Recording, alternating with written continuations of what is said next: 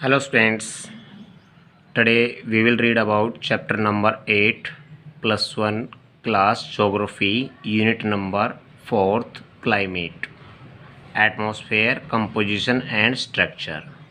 Book name is Fundamental of Physical Geography. Okay, now let's start. Main topic of this chapter, concept, composition of atmosphere, structure of atmosphere, weather and climate. Okay, firstly we will revise this chapter firstly in introduction. Now chapter as a glance. Start. Weather weather is the sum total of atmospheric condition at any place at any specific time, a short time period. You know very well weather means मौसम, climate means जलवायु, और short time period में जो changement होता है वो weather होता है. ठीक है, वो वेदर कहलाता है. Climate is the description of atmospheric condition of an area over a long period says 35 year. It means long time period के बाद में जो चेंजमेंट आता है जो हमारे वेदर के अंदर आफ्टर 35 ईयर नियर अबाउट बता सकते हैं, तो वो क्लाइमेट होता है. इट मीन्स क्लाइमेट होता है वो लॉन्ग टाइम पीरियड के बाद चेंज होता है. वेदर होता है वो शॉर्ट टाइम पीरियड के लिए होता है. Clear. Next, elements of weather and climate. अब एलिमेंट्स कौन कौन से हैं वेदर और क्लाइमेट के, किन किन से वेदर और क्लाइमेट मिलकर पूरा कंप्लीट ये अपने आप को यानी कि कंप्लीट जो स्ट्रक्चर को बनाकर कंप्लीट करता है. तो फर्स्ट है elements of weather are temperature, pressure, winds, sunshine, humidity, cloudiness, rainfall and mist और फॉग. ठीक है, these are all of the element of the weather and climate. Okay, अब मेन है कि टेम्परेचर भी आपको पता है क्लाइमेट में टेम्परेचर है, टेम्परेचर भी का वेरिएशन है वर्ल्ड में. चाहे इंडिया की अगर हम बात करना चाहे इंडिया में हो या वर्ल्ड में हो, हर जगह पर वेदर एंड क्लाइमेट के अकॉर्डिंग टेम्परेचर भी डिफरेंट एरियाज़ का डिफरेंट ही होता है, वेरिएशन पाया जाता है. प्रेशर विंड प्रेशर होता है, उसका भी इफ़ेक्ट काफ़ी देखने को मिलता है. विंड्स होती हैं वो भी कहीं कोल्ड हैं, कहीं वार्म हैं, कहीं सैंडी है तो कहीं नॉर्मल है, ये विंड्स इफ़ेक्ट करती हैं. सनशाइन है, कहीं टेम्परेचर तो है ही है, उसके बाद में सनशाइन. आपको पता है कि सनशाइन है मोस्टली 0 डिग्री इक्वेटर के ऊपर मोस्टली होता है, वो सनशाइन होता है, डायरेक्ट होता है. और जो इसके नॉर्थ और साउथर्न हेमिस्फीयर है उसमें उसकी स्लांटिंग रेज होती है. ह्यूमिडिटी होती है, वो भी क्या होती है कि ह्यूमिडिटी जो हमारे जो एनवायरनमेंट है उसके अंदर जो क्लाइमेट सिस्टम होता है उसमें ह्यूमिडिटी बनती है. कभी कभार ऐसा होता है कि कुछ जो ड्रॉपलेट्स होती हैं, जो बिल्कुल टीनी ड्रॉपलेट्स होती हैं, वो हमारे एटमॉस्फेयर में मिक्स होती है. जैसे आप मॉर्निंग टाइम में देखते हैं कुछ ओस की बूंदें आप देखते हैं. ठीक है, जिसको आर्द्रता कह सकते हैं. क्लाउडीनेस, अब क्लाउडीनेस है कि अभी जैसे आप मानसून टाइम में कभी देखा हो आपने कि जो बादल छा जाते हैं, बादलों के छाने से भी टेम्परेचर एकदम डाउन जाता है क्योंकि सनशाइन डायरेक्ट नहीं हो पाती है, सनलाइट नहीं आ पाती है. तो ये सब के सब कंप्लीट एलिमेंट्स हैं. रेनफॉल है, रेनफॉल जहाँ होगी वहाँ पर टेम्परेचर डाउन जाएगा. और मिस्ट एंड फॉग, और कहीं ऐसा भी एरिया है जो हिली एरिया है लाइक हिमालय एरिया है जहाँ पर फॉग होती रहती है, मिस्ट होता रहता है, धुआं सा होता है या फिर फॉग कोहरा जिसको कह सकते हैं वो होता है. तो these are all the element of weather and climate. Atmosphere is a vast expanse of air which envelops the earth all around.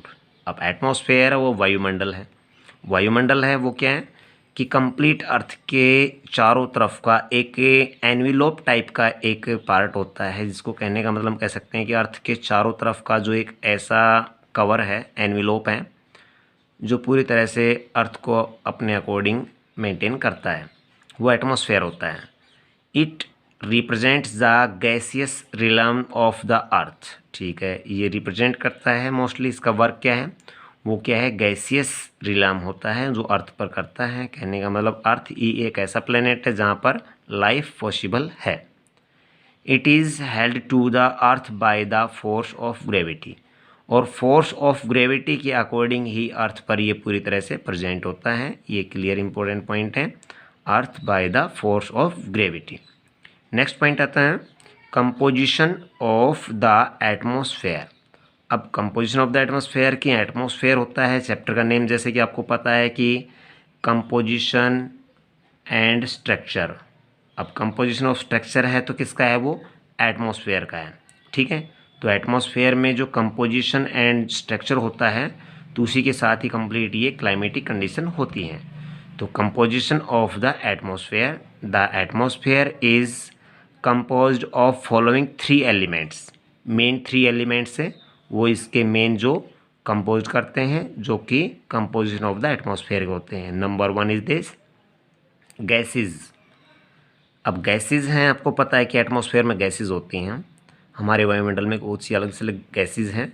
तो नाइट्रोजन है वो 78% है हमारे एटमॉस्फेयर में, oxygen is 21% and other are all 1%। ठीक है, इस तरह से ये मोस्टली जो कंप्लीट 100% बन जाती हैं।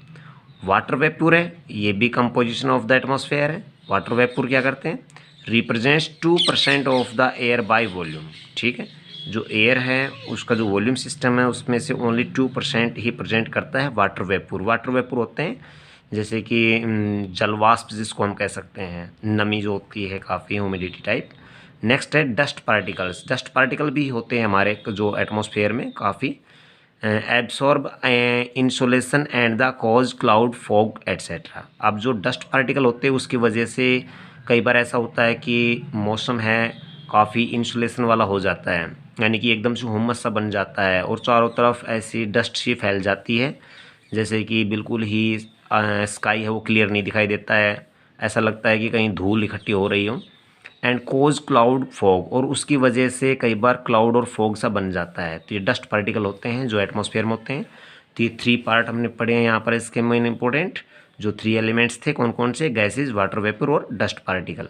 Next layers of the atmosphere. अब हम बात करेंगे कि जो लेयर्स ऑफ एटमॉस्फेयर हैं वो कौन कौन सी हैं। आज हमारे इस जो एटमॉस्फेयर में अप साइड तक जो हम अगर बात करें, जो हम कहते हैं कि स्काई तक, या फिर हम कहना चाहें कि भाई सोलर सिस्टम के अंदर हमारे अर्थ से ये जो क्लाउड है ये कितनी हाइट पर हैं, ये कौन कौन से ऐसे पार्ट हैं, किस टाइप से हैं, तो उसको भी मेनली यहाँ पर 5 पार्ट में डिवाइड किया गया है। Yes, now we will discuss on the basis of the temperature and density.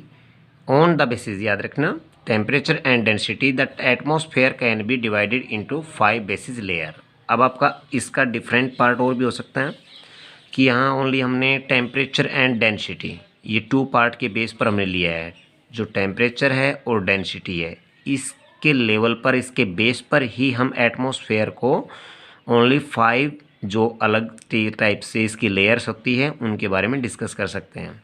Only temperature and density. अब टेम्परेचर मान लीजिए आपको पता है कि कुछ हाइट ऐसी होती हैं, जितना आप ये भी बताया आपको 165 मीटर की हाइट पर 1 डिग्री सेल्सियस टेम्परेचर डिक्रीज हो जाता है, ये आपको पता है। जैसे कि हिमालय के एरिया में अगर आप हाइट पर चढ़ेंगे तो उसमें क्लियर है कि आप जितनी हाइट पर जाएंगे उतना ही टेम्परेचर धीरे धीरे लो होता चला जाता है।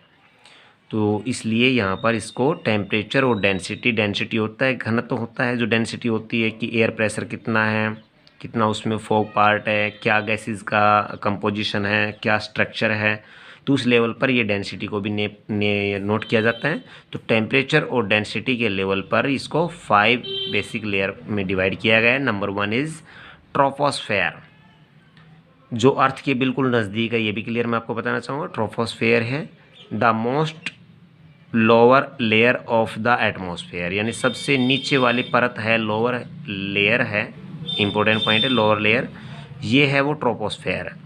Next is stratosphere.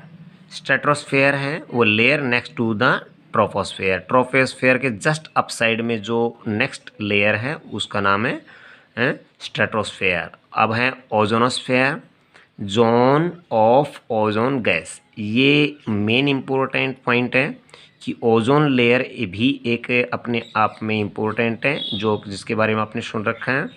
जो ओजोन लेयर है वो आज डे टू डे इफेक्ट होती जा रही है, जिसकी वजह से अर्थ पर कैंसर ज़्यादा हो रहा है। ठीक है, तो जोन ऑफ ओजोन गैस। आगे है लोनोस्फेयर, जोन ऑफ आयोन गैस। ये आयोन गैस है जो कि सेकंड लास्ट जो लेयर है हमारे एटमॉस्फेयर की। Exosphere, the upper most layer of the atmosphere. ये सबसे ज़्यादा लास्ट यानी कि आखिरी की जो लेयर है हमारे एटमॉस्फेयर की, वो एक्सोस्फेयर लेयर है। Okay, today we will discuss about only these points, clear, और next part we will start next time. Okay.